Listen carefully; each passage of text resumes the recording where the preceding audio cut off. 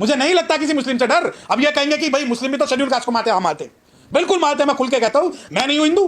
किसकी नहीं, मैं अछूत हूं। तुम्हारी वर्ण व्यवस्था के हिसाब से तुमने 5 कैटेगरी बनाई। 5 कैटेगरी कौन सी?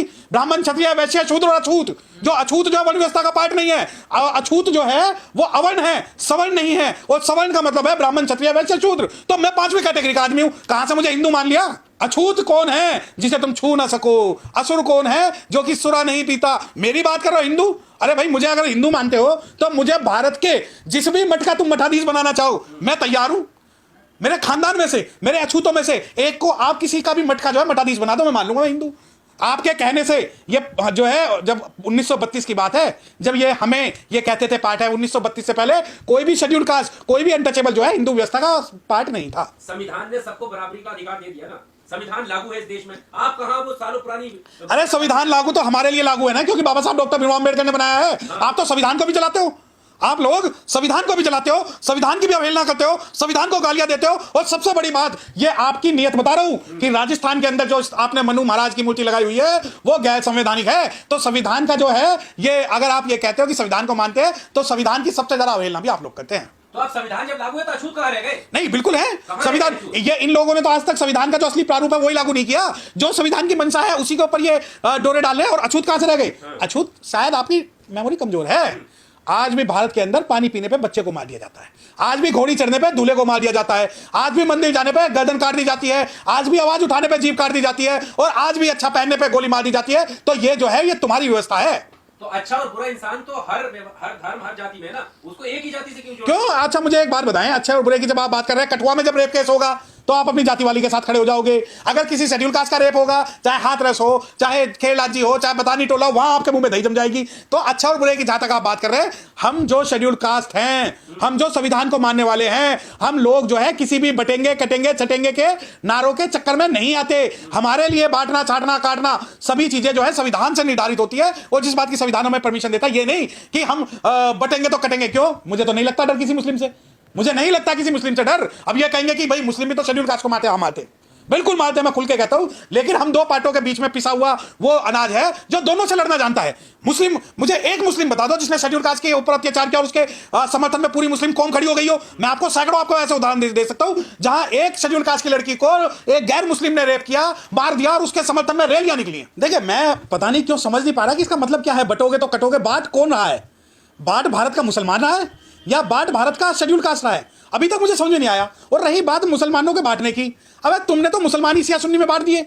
जो मुसलमान पूरी दुनिया में एक है, जो मुसलमान पूरी दुनिया में इस्लाम के नाम से जाना जाता है, वो भारत के अंदर आकर विभिन्न वर्गों में, विभिन्न तबकों में, और उसकी कई सारी ब्रांचेस आप लोगों ने बना दी। अब सवाल आता है कि बटोगे तो कटोगे। बांटा किसने? चतुर्वर्ण किसने बनाया?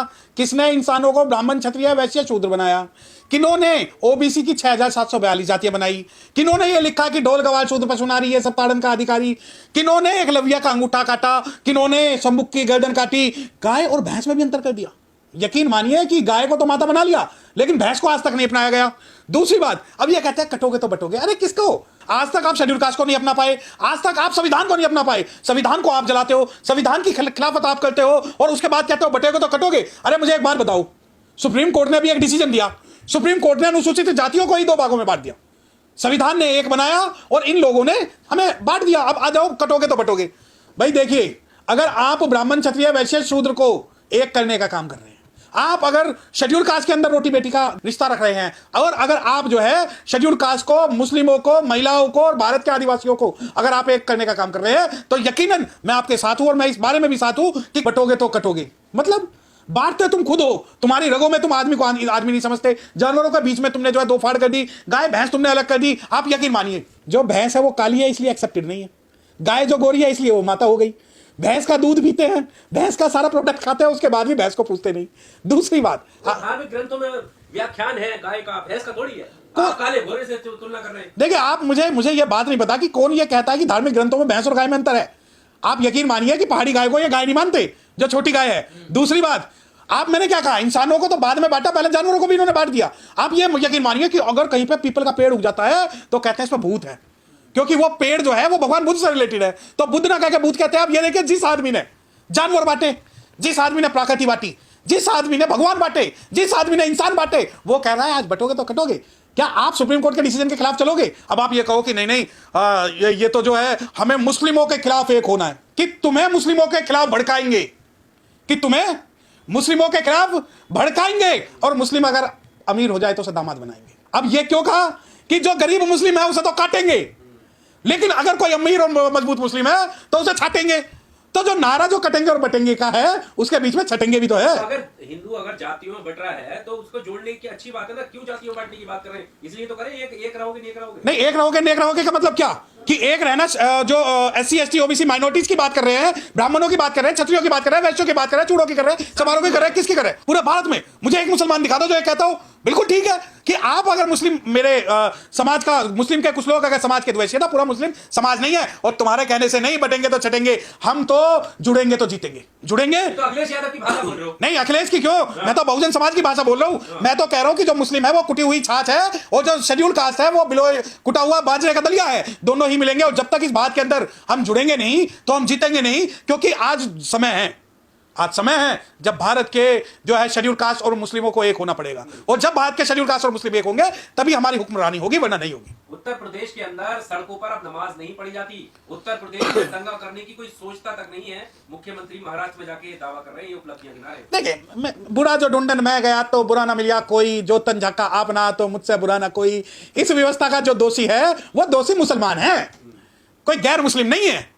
आप मुझे किसी भी मुस्लिम से पूछ लो कि भाई उत्तर प्रदेश के अंदर जब बहुजन समाज पार्टी की सरकार थी और बहन कुमारी मायावती मुख्यमंत्री थी तो कितने मुस्लिमों पर अत्याचार हुए, कितने मुस्लिम उसमें विस्थापित हुए, कितने मुस्लिमों के दंगे हुए। अब मुस्लिम क्या कहता, नहीं सब चीज ठीक है, लेकिन जो BSP है वो भाजपा की बी टीम है, इसलिए हम उसे नहीं कहेंगे।